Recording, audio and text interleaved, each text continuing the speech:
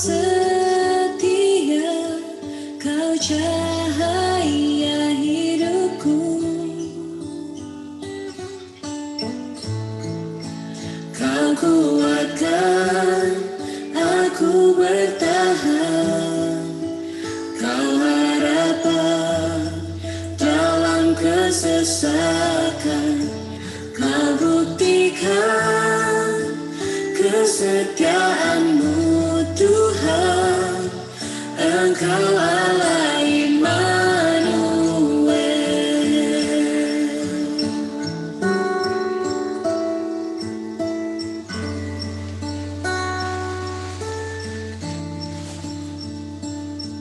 Bapakku datang untuk menyembah, ku nyatakan Kau yang bertata dalam lemah, Kau sempurna, Kau cahaya bagiku.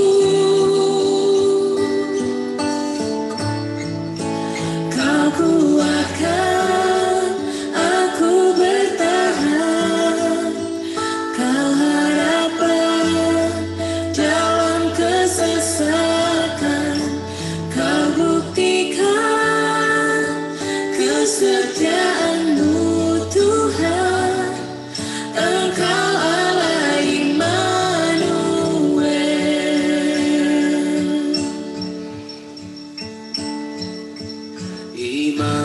Immanuel, Immanuel, Engkau besertaku. Immanuel, Immanuel, Engkau Allah besertaku. Immanuel, Immanuel, Engkau besertaku. Immanuel, Immanuel, Engkau Allah besertaku.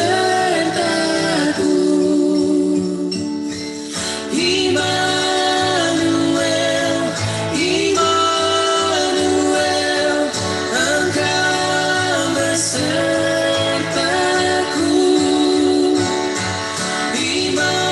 Immanuel, Immanuel,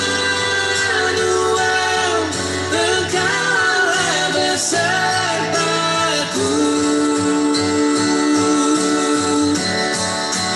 Kau kuatkan aku bertahan, Kau harapan dalam kesesakan, Kau buktikan kesetiaanmu Tuhan, Engkau Allah Immanuel.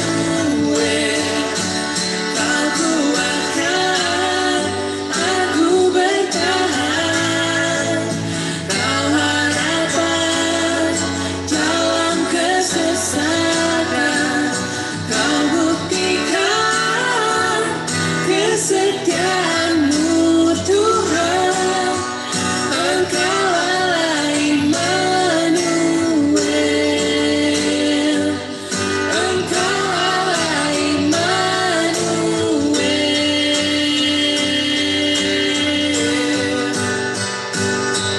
Engkau Allah Immanuel.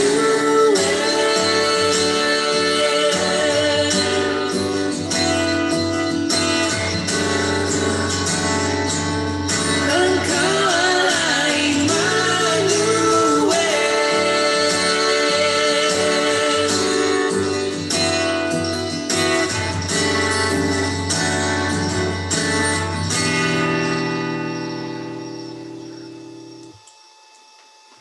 Amin. Amin. Terima kasih Lloyd lagunya. Kami persilakan Pendeta Herleniam, kami persilakan kesempatan yang indah ini untuk Pendeta. Baik, selamat malam bagi saudara-saudara yang ada di Colorado dan selamat pagi bagi saudara-saudara kita yang ada di Indonesia. Kita bersyukur, berterima kasih kepada Tuhan bisa dipertemukan pada kesempatan ini untuk beribadah bersama-sama dalam kesaksian dan doa. Terima kasih kepada Bapak Lloyd Simorangkir yang sudah menghubungi saya untuk membawakan renungan dan kesaksian pada kesempatan ini di jemaat di Colorado. Ya, waktu ada telepon masuk dari Pak Lloyd, saya lihat nomor saya tidak kenal, ini siapa ini, ya sudah saya angkat saja, ya kan.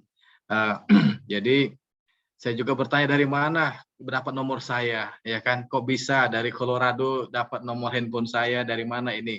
Rupanya dari bagian komunikasi Conference DKI, Bapak Samuel Simorangkir, ya. Oke, sebelum kita lebih jauh, marilah kita satukan hati kita untuk berdoa. Bapa kami yang bertata di dalam kerajaan sorga, pada saat ini hamba-Mu akan membawakan renungan, kiranya Tuhan akan mengurapi hamba dengan Roh Kudus, dan Engkau mengurapi masing-masing kami, supaya kami dimampukan untuk dapat mengerti akan firman Tuhan, kehendak-Mu, dan biarlah itu boleh berlaku di dalam kehidupan kami. Di dalam nama Tuhan Yesus Kristus kami berdoa. Amin. Baik, terima kasih untuk perkenalan yang sudah dibacakan tadi oleh Bapak Lloyd Simorangkir.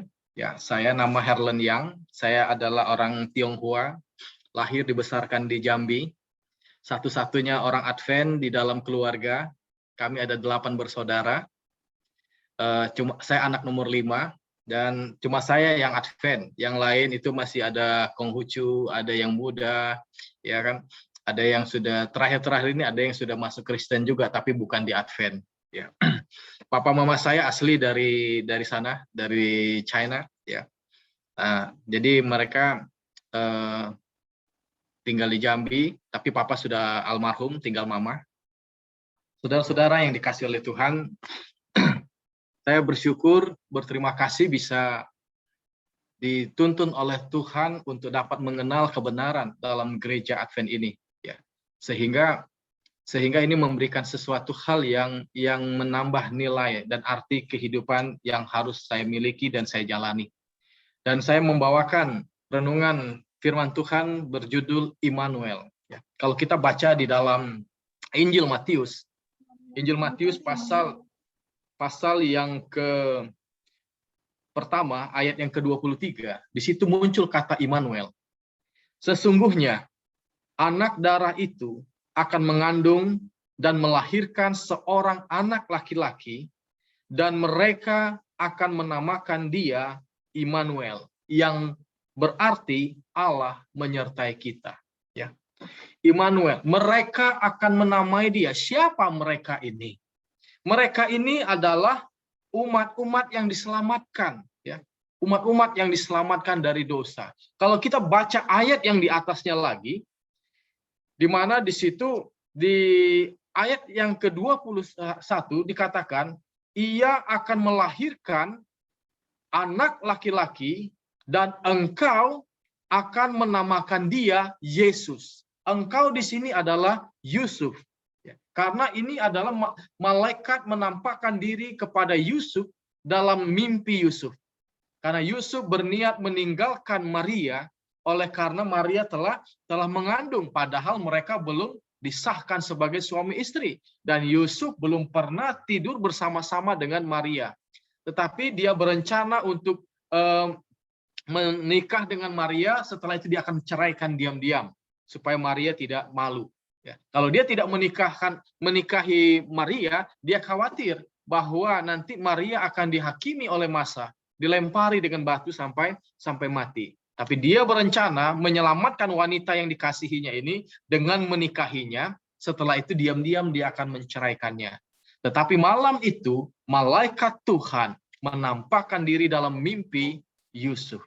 Dan dia beritahukan kepada Yusuf, anak Daud, jangan engkau takut mengambil Maria sebagai istrimu, sebab anak yang di dalam kandungannya adalah berasal dari Roh Kudus. Dan anak itu nanti lahir, engkau menamakan dia Yesus. Karena dialah yang akan menyelamatkan umatnya dari dosa. Jadi kalau kita melihat bahwa di sini ada 2 nama, satu Yesus, satu Immanuel. Yang memberikan nama Yesus kepada bayi yang lahir itu adalah Yusuf. Karena itu sudah diberikan oleh malaikat kepada Yusuf supaya nanti anak ini dinamakan Yesus. Arti nama Yesus adalah Allah menyelamatkan. Ya. Arti nama Yesus adalah Allah menyelamatkan. Menyelamatkan apa? Menyelamatkan umatnya dari dosa. Dosa telah membelenggu kehidupan manusia, mendatangkan banyak penderitaan, banyak kesusahan, banyak kepahitan, kekecewaan di dalam kehidupan manusia. Dan Yesus datang untuk menyelamatkan.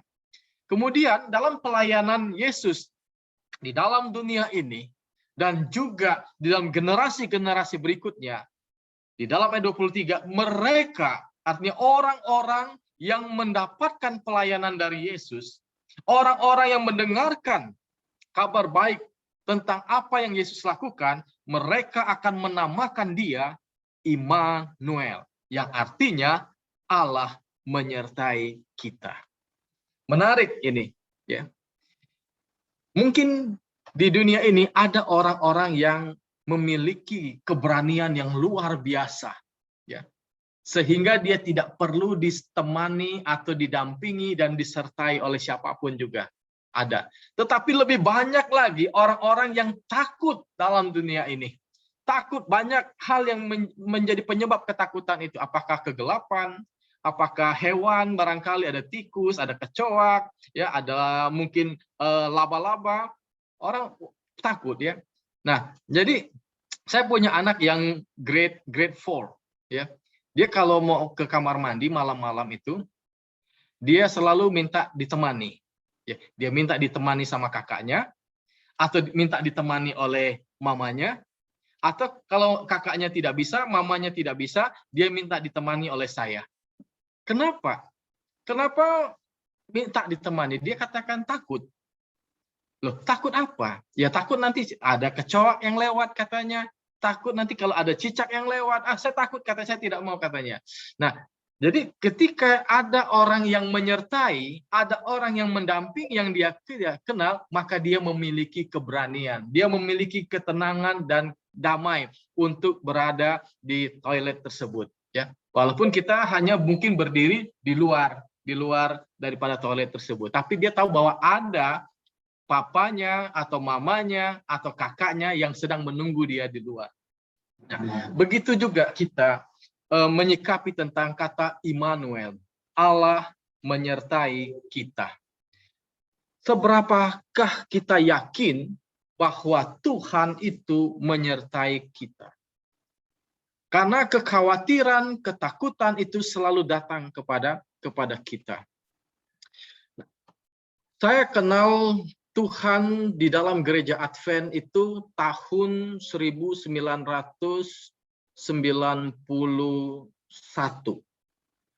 Tahun 91, ya. Kenal begitu saja. Kemudian tahun 91 itu di waktu SMA. Kenal lewat teman saya. Satu kelas kami, dia bermarga Bagariang. Saat ini dia melayani sebagai dosen di Universitas Surya Nusantara di Pematang Siantar, ya. Jadi pada waktu SMA dia hari Sabat dia tidak pernah masuk sekolah, lalu saya masuk sekolah, kemudian kelas agama kita satu kelas, walaupun saya Konghucu, tapi karena di sekolah tidak ada guru agama Konghucu, lalu saya ambil kelas agama Kristen. Di situ kami bertemu, semua denominasi dikumpulkan di situ. Dan saya melihat bahwa teman saya ini, Bagariang ini, sangat menguasai akan Alkitabnya. Apapun pertanyaan guru, dia bisa jawab. Ya, ayat-ayat itu sepertinya dia hafal. Lalu timbul rasa penasaran dalam diri saya. Setelah kita terima rapor, dia punya ranking pun selalu ada di 5 besar. Ya. Tapi tidak pernah masuk sekolah hari Sabat. Saya yang masuk sekolah pada hari Sabat, rankingnya juga di urutan 5 besar. Kok harusnya kan kalau dia nggak pernah masuk hari Sabat, harusnya jangan di 5 besar dong. Logikanya kan seperti itu. Tapi kok dia bisa kejar-kejaran sama saya? Lalu saya katakan, saya mau ketemu sama pendeta kamu. Saya mau belajar Alkitab. Lalu saya pergi ke gereja Advent yang ada di Jambi, di Jalan Oto Iskandar Dinata. Saya ketemu dengan pendeta, lalu saya minta supaya dia ajari saya Alkitab. Dan saya dikasih pelajaran kursus suara nubuatan. Nah, kelas 2 SMA saya sudah berencana mau dibaptis. Saya sampaikan hal ini kepada orang tua saya, lalu mereka menolak. Saya sampaikan kepada kakak saya, abang saya. Dia katakan, karena saya tinggal sama abang saya, kebetulan orang tua saya tinggal di luar kota, abang saya katakan, kalau kamu dibaptis, silakan keluar dari rumah saya. Lalu saya pikir, wah saya baru kelas 2 SMA. Kalau saya keluar, saya mau tinggal di mana? Ya kan? Akhirnya saya tidak jadi dibaptis. Kelas 3 SMA, saya masih belajar suara nubuatan, lanjut lagi, ngulang dari awal. Kemudian begitu tamat, saya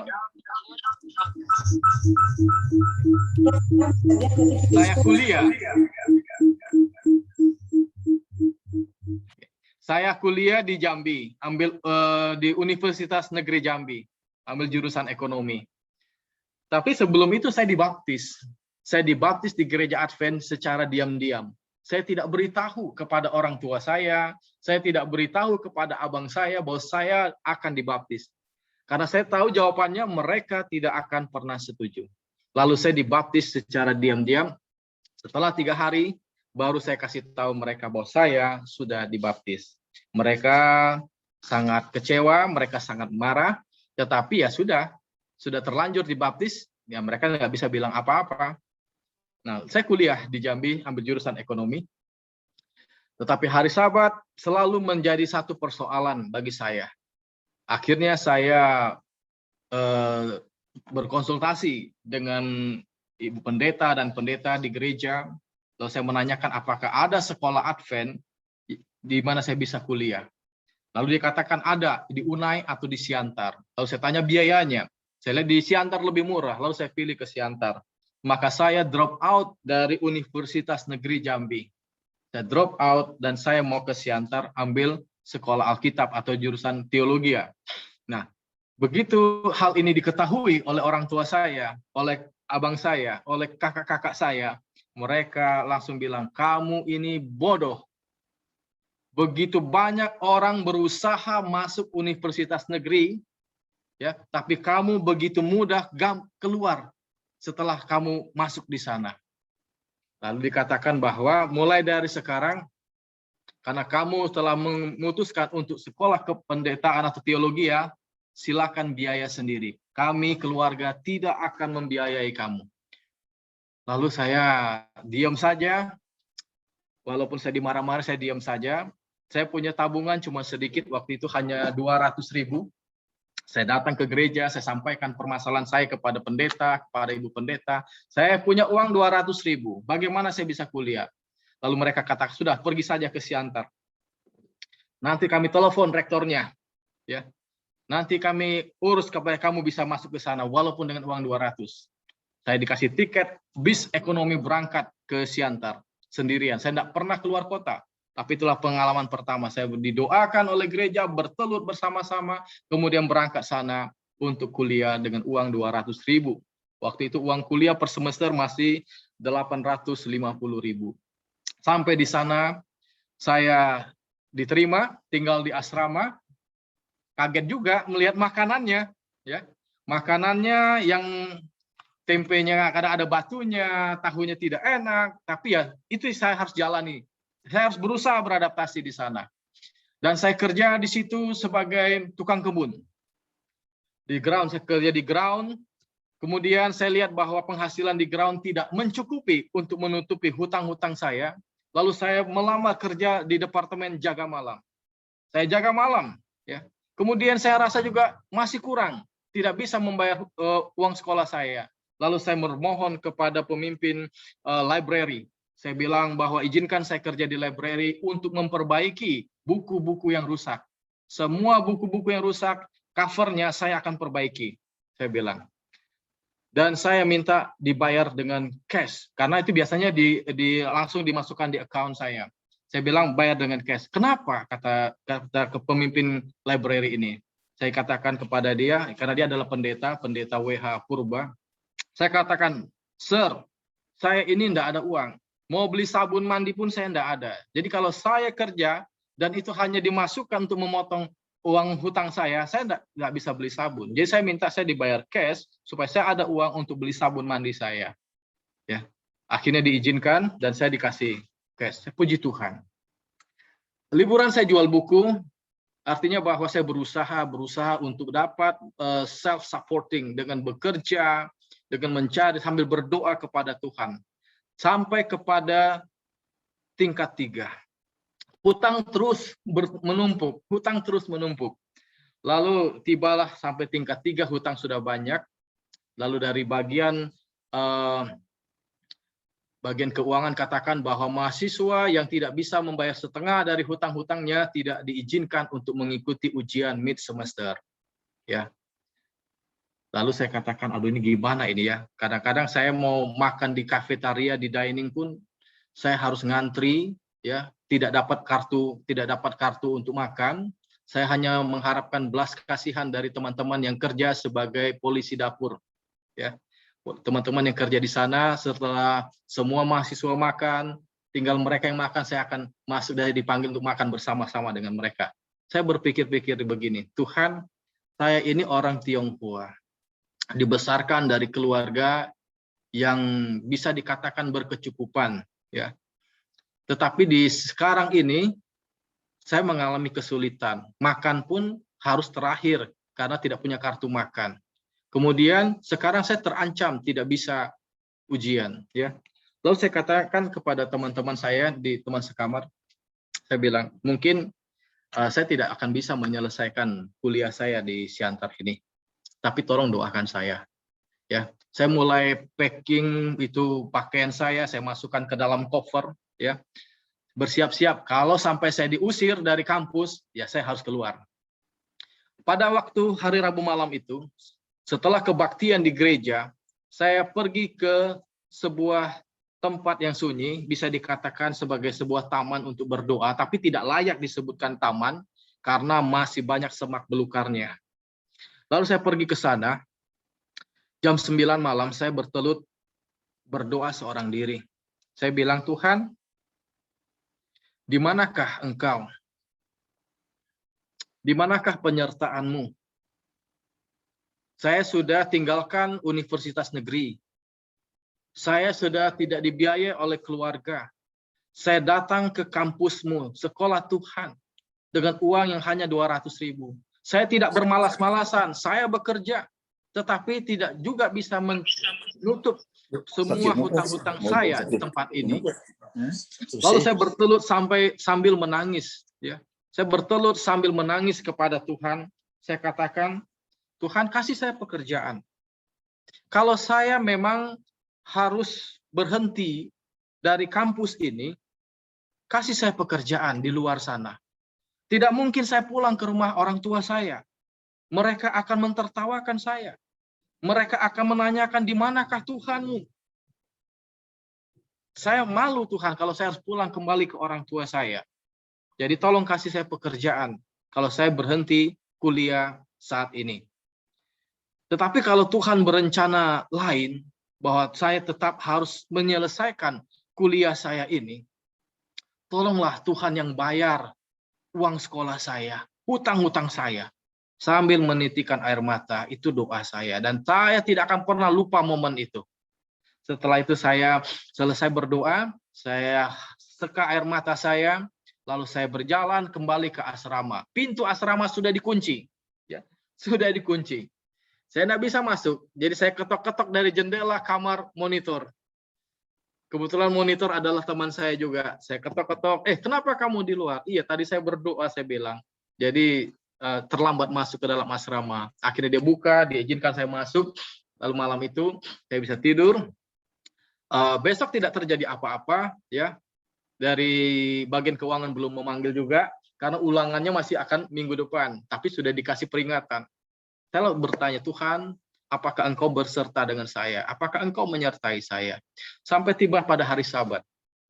Pada hari Sabat waktu itu ada kunjungan pelayanan dari Medan yang dipimpin oleh Dr. Giok. Dr. Giok membawa rombongan mahasiswa kedokteran datang melayani di SLA Pematang Siantar. Pada waktu makan siang, saya bertemu dengan Dr. Giok ini. Dan dia katakan kepada saya, Herlen apa kabar? Karena saya pernah bergereja di tempat dia, di Martapura. Oh baik-baik saja tante, saya bilang. Baik, tidak ada masalah. Ada masalah? Tidak ada masalah, saya bilang. Oh, lalu saya tidak ingin bicara, tetapi dia kejar saya. Bagaimana dengan uang kuliahmu? Nah itu baru masalah tante, saya bilang. Kenapa? Karena minggu depan akan ujian dan mahasiswa yang tidak bisa membayar setengah hutang-hutangnya tidak akan mendapatkan izin untuk mengikuti ujian. Oh begitu. Kalau begitu besok sore kamu tunggu di gerbang kampus. Besok sore jam 6 kamu tunggu di gerbang kampus. Ya, baik.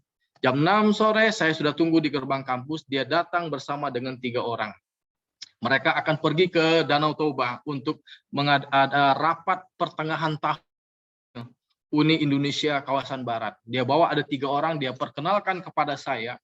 Kemudian setelah berbicara-bicara dengan ketiga orang ini, lalu mereka katakan bahwa kamu tetap kuliah, gak usah pikirkan uang kuliahmu, kamu kerja sebagaimana biasa, dan nanti tingkat 4 pindah ke Unclub. Tamat kamu kuliah dari Unclub. Terima kasih kepada Tuhan ya, bahwa Tuhan tidak ingin saya berhenti kuliah pada saat itu. Dia menjawab doa saya, dia menyertai saya, bahkan dia memberikan satu jaminan bahwa saya akan tamat kuliah kependetaan ini. Tapi bukan di Siantar, melainkan di Universitas Kelabat. Jadi sangat bersyukur kepada Tuhan. Akhirnya saya selesai kuliah di Universitas Kelabat tahun 1999. Kekhawatiran saya hilang oleh karena Tuhan memberikan satu jawaban doa yang begitu cepat yang saya rasakan ya pada saat itu. Saudara-saudara yang dikasihi oleh Tuhan, ketika saya melayani sebagai seorang pendeta muda, tamat dari Unclub, saya melamar ke Uni Barat, dan saya ditaruh di Sumatera Selatan. Di Sumatera Selatan, kemudian saya ditaruh di Bangka Belitung. Pada waktu di Bangka Belitung, saya merasakan tangan Tuhan yang begitu luar biasa. Penyertaan Tuhan sangat luar biasa. Saya ditaruh di rumah pastori, yang saya katakan tidak layak sebagai rumah pastori. Tidak ada jendela, tidak ada pintu, lantai hancur semua, ya. Karena rupanya itu mau direnovasi tapi tidak jadi direnovasi. Saya ditaruh di sana. Saya pikir-pikir, apakah pimpinan yang mengantar saya ini, officers, tidak melihat kondisi rumah pastori di mana saya akan tinggal. Tetapi saya tidak berani bicara karena saya masih baru. Akhirnya saya tidur di dalam gereja.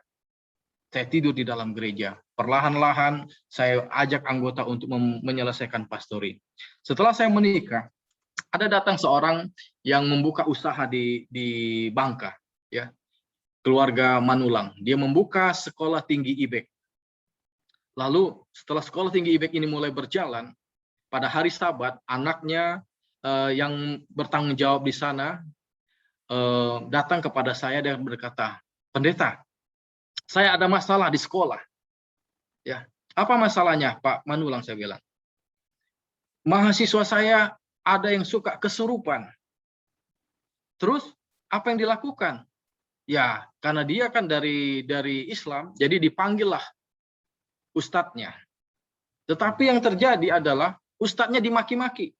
Ya, ustadznya dimaki-maki sama roh yang merasuki anak itu. Ya.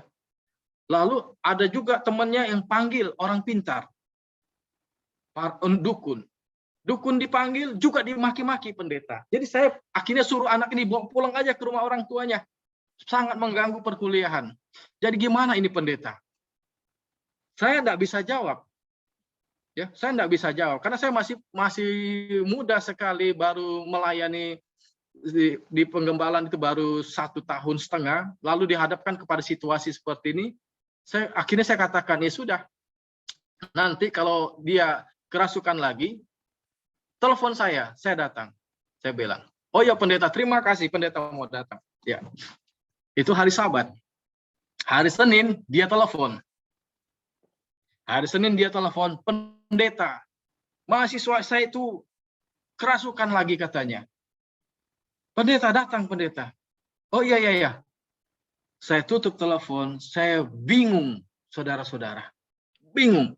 Karena baik waktu kuliah di Siantar maupun kuliah di Unclub, tidak pernah diajarkan metode, formula apa yang harus dilakukan untuk menghadapi orang yang kerasukan. Saya bingung. Lalu saya hanya bisa bertelut kepada Tuhan. Tuhan, saya tidak tahu apa yang harus saya lakukan. Saya tidak pernah menghadapi situasi seperti ini. Kemarin katanya Ustadz dicaci maki. Dukun yang datang dicaci maki. Kalau sampai saya datang ke sana saya dicaci maki, bagaimana ini Tuhan? Saya bilang, saya bukan orang benar, saya bukan orang suci. Lalu saya bertelut berdoa kepada Tuhan, akhirnya saya harus berangkat. Apapun yang terjadi, Tuhan tolong sertai saya. Lalu saya berangkat ke sana dengan menggunakan sepeda motor. Saya sampai di kampus tersebut, saya cari Pak Manulang itu. Pak Manulang katakan, oh anaknya ada di ruang kelas di sebelah sana. Ayo temenin saya. Oh saya tidak mau, kata dia. Pak Manulangnya tidak mau temenin saya. Lalu saya ada mahasiswa di sana yang bawa saya ke ruangan tersebut. Saya dibawa ke ruangan tersebut. Saya terus berdoa. Setiap langkah saya berdoa kepada Tuhan. Jangan sampai Tuhan dipermalukan. Jangan sampai saya juga dipermalukan, dicaci maki di situ. Lalu saya sampai ke ruangan tersebut. Saya lihat seorang mahasiswi sedang tergeletak di lantai. Lalu saya coba tanya kepada rekan-rekannya, bagaimana ini? Ya, udah ada tahu Pak Pendeta, dia terbaring situ, kejang-kejang begitu. Nah, kemudian siapa yang bisa bicara dengan orang yang kerasukan ini? Oh, biasanya ada office boy, panggil office boy. Saya bilang, coba kamu bicara dengan dia, siapa dia dan apa maunya dia. Tapi begitu office boy itu datang ngomong sama dia, diam 1000 bahasa, tidak bicara apa-apa. Akhirnya, udah office boy kamu keluar, saya bilang. Itu kebetulan office boy bilang. Lalu saya bilang kepada orang yang kerasukan ini, saya katakan, apakah kamu sakit hati ya dengan pemilik sekolah ini? Entah dari mana kalimat itu datang ke otak saya, dan itu yang saya sampaikan. Apakah kamu sakit hati dengan pemilik sekolah ini? Dan langsung dijawab saat itu juga, ya saya sakit hati. Kenapa? Saya bilang, rumah saya dirusak. Rumahmu yang mana? Di ujung sana. Dia tunjuk ada bangunan warnet di sana. Lalu saya tanya sama ada pegawai di situ. Itu sebelum warnet ada apa di sana? Sebelum ada bangunan warnet. Oh itu adalah ada pohon beringin Pak Pendeta katanya. Dan kita tebang itu katanya. Lalu, oke, saya bilang. Lalu saya tanya, maunya apa kamu sekarang? Saya bilang. Saya minta darah katanya. Darah ayam. Tolong disiramkan di gerbang. Wah ini ayam beneran atau ayam-ayaman, saya bilang. Ayam beneran katanya. Siramkan itu katanya. Aduh, saya bilang, masa kita mau negosiasi dengan setan? Saya bilang dalam hati saya.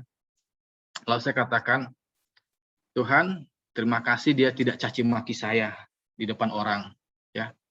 Lalu saya katakan kepada roh jahat itu, saya bilang, kamu tahu bahwa iman kami, iman saya dan iman pemilik sekolah ini tidak akan pernah mengizinkan kami memenuhi permintaan. Oh, dia marah. Dia melotot, dia marah, tapi tidak mengeluarkan suara. Lalu akhirnya saya katakan, silakan marah, tetapi Tuhan kami tidak akan mengizinkan itu. Tuhan kami lebih besar. Kalau begitu, pergilah sekarang juga dalam nama Yesus. Pergi. Akhirnya roh itu pun meninggalkan wanita tersebut. Dan wanita itu sadar. Kemudian setelah sadar dibawa pulang. Saudara-saudara, saya merasakan itu adalah pengalaman pertama saya di dalam pelayanan. Bahwa Tuhan sangat mengasihi. Tuhan menyertai. Sesuatu hal yang tidak pernah saya pelajari. Tetapi saya hanya bisa berserah kepada Tuhan. Dan itulah bukti bahwa Allah itu Immanuel. Saudara-saudara. Dia telah berkata di dalam Yesaya pasal 41 ayat yang ke-10. Dikatakan, janganlah takut sebab aku menyertai engkau. Janganlah bimbang sebab aku ini Allahmu. Aku akan meneguhkan, bahkan akan menolong engkau. Aku akan memegang engkau dengan tangan kananku yang membawa kemenangan. Itu adalah janji Tuhan. Dan berlaku sampai kepada akhir zaman. Karena Yesus meneguhkan kembali di dalam Matius pasal yang ke-20 ayat yang pasal 28 ayat 20 bagian akhir. Dia katakan demikian. Dan ketahuilah, aku menyertai kamu senantiasa sampai kepada akhir zaman. Saudara-saudara, jangan pernah lupakan kalimat ini. Ini adalah janji Tuhan. Bahwa Tuhan berjanji akan menyertai kita. Tuhan tidak berjanji bahwa kita akan menjadi kaya raya. Tuhan tidak berjanji bahwa kita tidak akan pernah mengalami kesulitan. Tuhan tidak berjanji bahwa kita tidak akan mengalami kelaparan. Tuhan tidak berjanji bahwa kita tidak akan pernah mengalami penyakit. Tetapi Dia berjanji dalam segala situasi yang engkau hadapi, bahkan dalam situasi yang paling sulit sekalipun, aku menyertaimu senantiasa sampai akhir zaman. Ketahuilah, ya, pahami itu, jangan lupakan itu, sehingga kita akan memiliki kekuatan, kita akan memiliki ketenangan, kita memiliki pengharapan di dalam Tuhan oleh karena janjinya.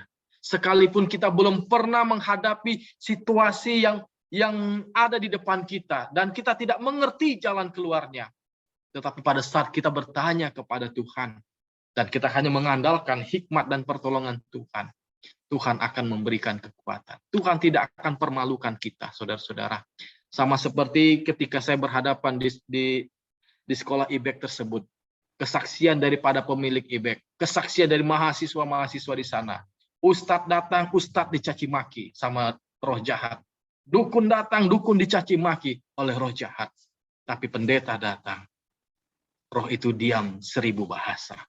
Saudara-saudara yang dikasih oleh Tuhan, bukan karena saya, tetapi siapa yang ada di belakang saya, siapa yang ada di kanan kiri saya, itu adalah penyertaan Tuhan.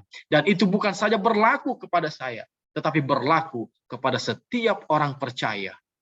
Karena kepada kita diberikan kuasa untuk menjadi anak-anak Allah. Sebagaimana yang dituliskan di dalam Injil Yohanes pasal 1.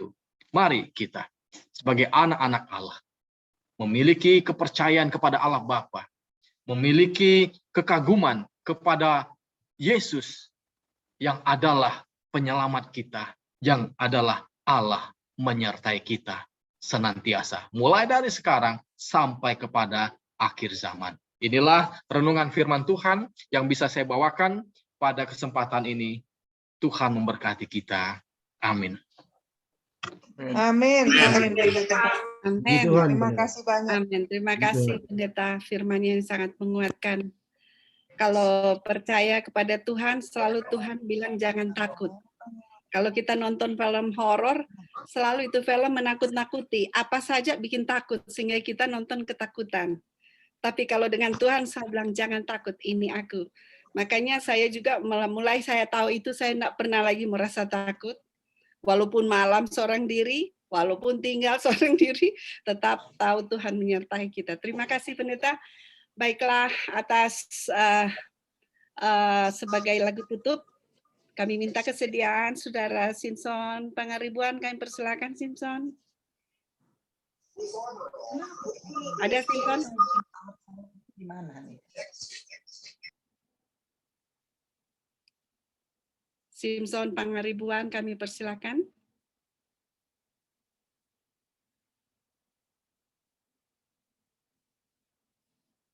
Halo. Halo, silakan Simpson. Merasa kedengaran? Ya, bagus suaranya.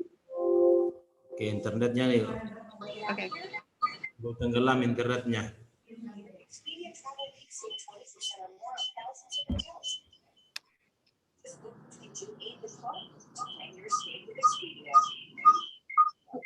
Suaranya tuh.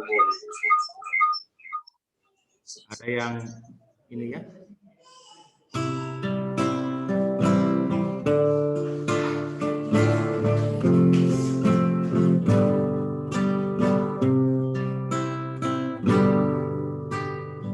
Aku suksa kasihkan dari hal Yesus yang menjadi sahabatku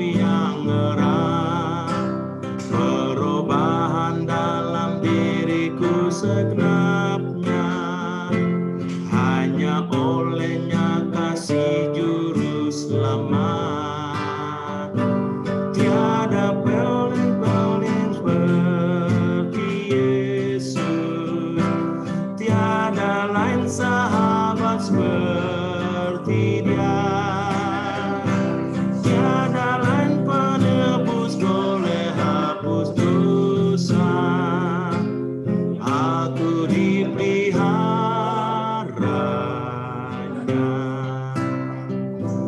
Yesus telah dapatkan aku dalam dosa. Hatiku pun penuh keluh yang sukar, tapi ku diangkat oleh tangan Yesus dan dipimpinnya di jalan yang benar. Tiada lain pelindung seperti Yesus, tiada lain sahabat seperti Dia, tiada lain penebus boleh hapus dosa. Aku dipeliharanya.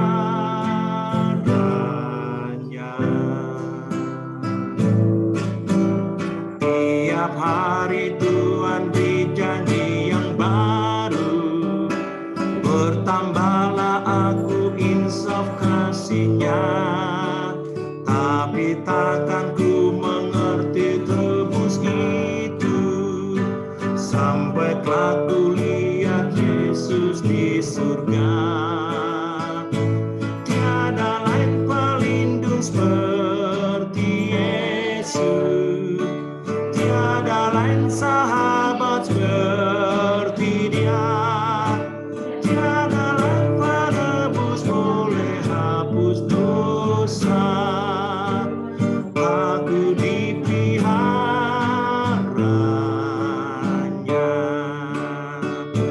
Tiada lain pelindung seperti Yesus, tiada lain sahabat seperti Dia, tiada lain penebus boleh hapus dosa. Aku dipeliharanya.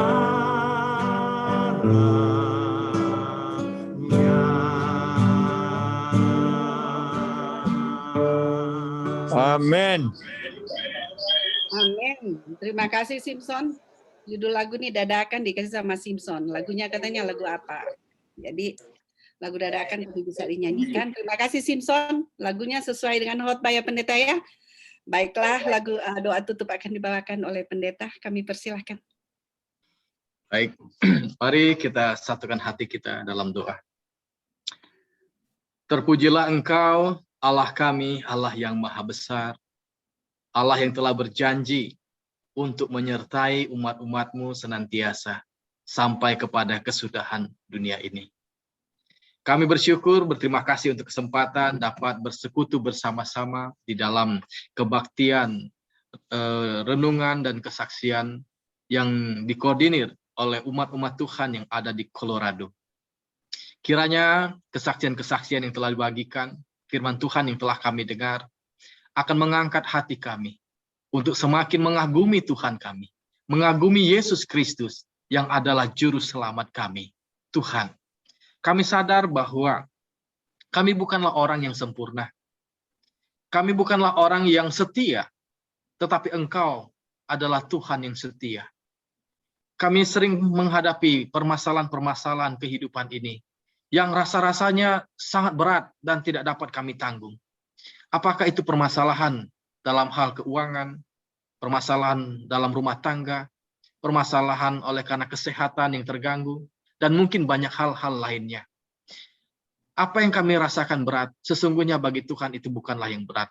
Tuhan mampu untuk mengangkat semua beban-beban kami. Tetapi terkadang Engkau mengizinkan beban dan kesulitan itu datang, supaya kami sadar bahwa kami memiliki Allah yang dahsyat, dan bahwa kami perlu bersandar, bergantung kepadamu.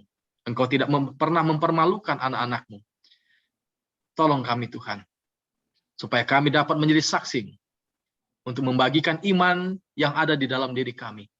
kepada setiap orang yang ada di sekitar kami, baik itu keluarga kami, anak-anak kami, orang tua kami, sahabat-sahabat kami, maupun sahabat-sahabat di tempat kami bekerja. Tuhan pakai kami untuk menjadi satu alat yang kecil yang mampu mendatangkan perubahan-perubahan bagi mereka yang ada di sekitar kami, di mana orang-orang tersebut juga akan turut merasakan kehadiran Tuhan, penyertaan Tuhan, serta pemeliharaan Tuhan. Bapa berkati umat-umat-Mu yang ada di Colorado. Kiranya Tuhan akan menjadikan mereka sebagai umat yang kudus, imamat yang rajani, yang akan memuliakan nama Tuhan, yang akan bertumbuh besar, membawa jiwa-jiwa yang ada di sekitar mereka, bergabung dalam satu keluarga besar, kerajaan surga, yang akan Tuhan bawa masuk ke dalam kerajaan surga.